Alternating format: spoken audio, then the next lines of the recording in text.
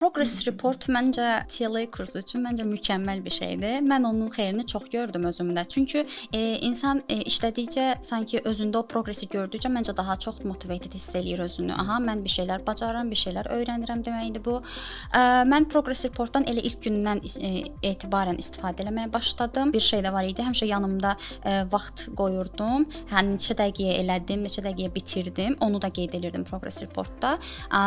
Yadımdadır ilk listeningimi tam zamanda bitirmişdim, amma writingi 1 saat 6 dəqiqə vaxt sərf eləmişdim. Bir dənə task 2-yə 6 dəqiqə elə bil artıq 6 dəqiqə də 26 dəqiqə bonus istifadə eləmişəm. Ondan sonra çalışdım, özüm üçün vaxt belə deyim, periodlar qoydum. Bu vaxtdan artıq uje xərcləməmək lazımdır. Çünki imtahana gələndə o artıq vaxt heç kəs bizə verməyəcək və yəni itirə bilərik həmin zamanı, başqa bir şeyə xərcləyəcəyimiz zamanı writing üstündə xərcləməmək lazımdır deyə düşünürəm. Ona görə progress reportun mən böyük təsirini gördüm, xeyrini gördüm.